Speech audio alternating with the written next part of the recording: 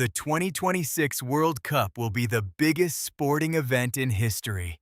But the numbers don't add up, and what they're not telling you might change everything.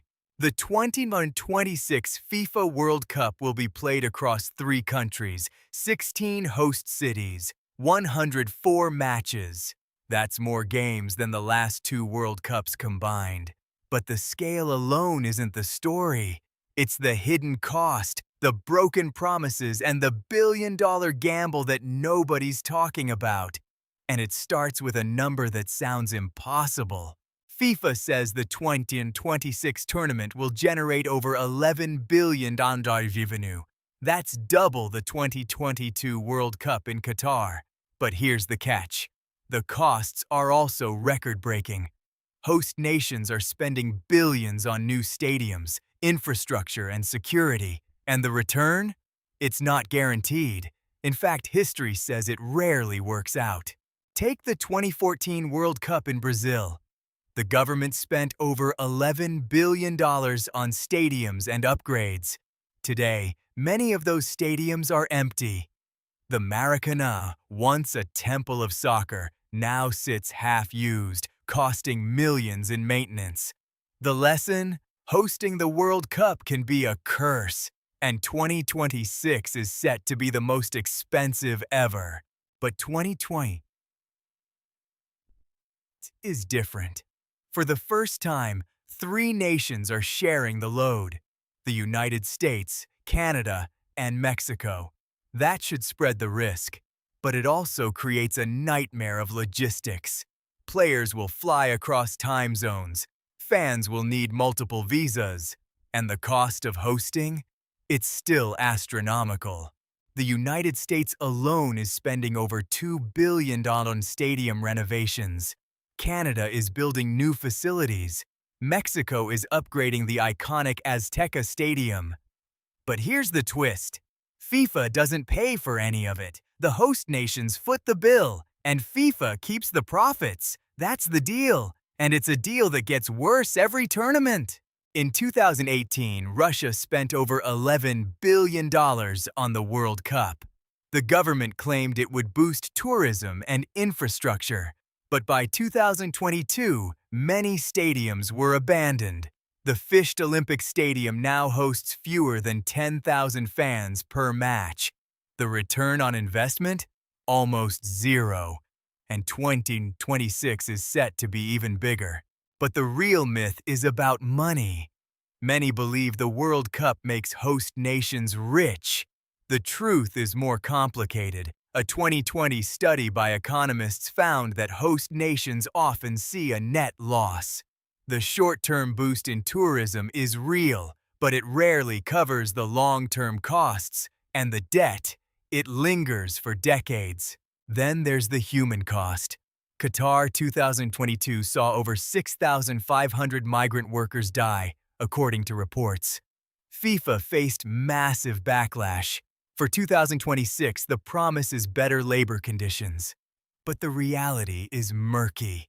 The construction boom in the US and Mexico will rely on thousands of temporary workers. And history says promises are often broken. The 2020 tournament will also be the first with 48 teams. That's 16 more than before. More teams mean more matches, more travel, more strain on players. The schedule is brutal. Some teams will play 3 group games in just 10 days. And the risk of injury skyrockets. Fans love more games. Players? Not so much. The expanded format is a cash grab. FIFA wants more broadcast rights, more sponsorship deals, more ticket sales. But the quality of soccer may suffer. More teams mean more lopsided matches.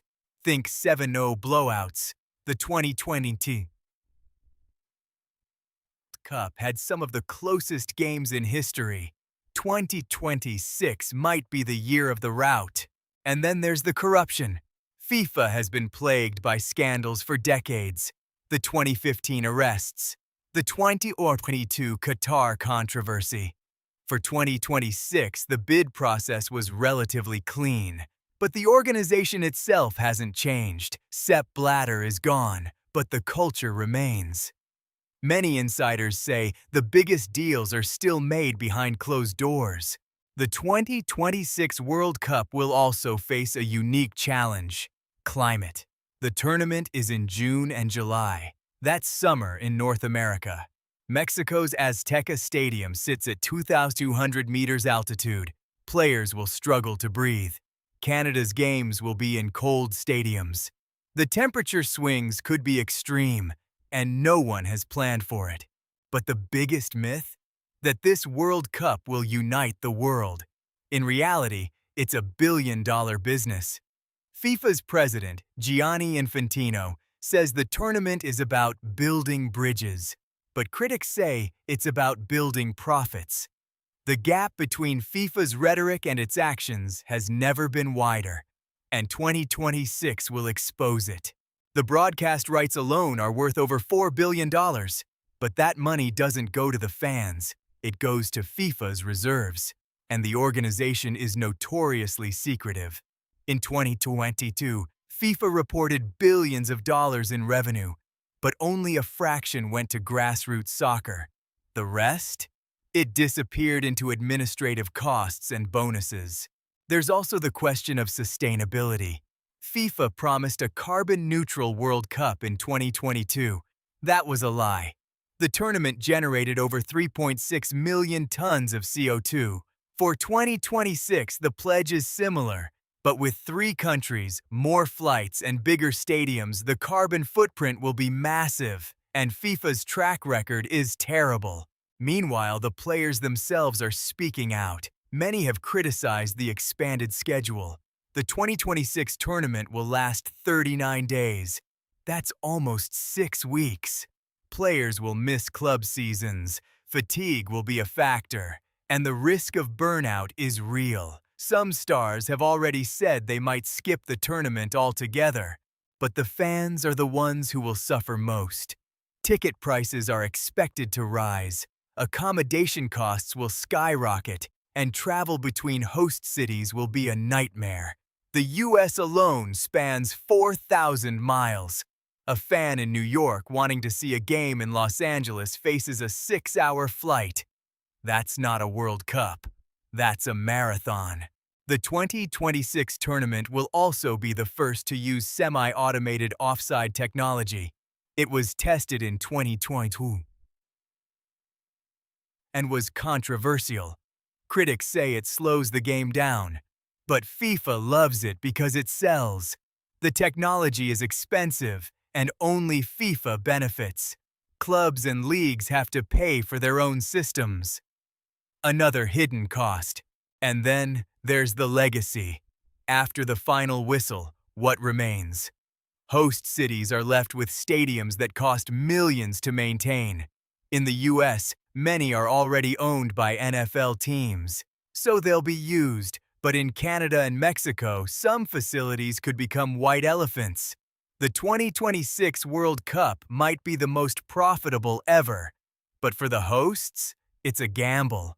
Here's the truth nobody explains. The 2026 World Cup is a spectacle. It will be unforgettable.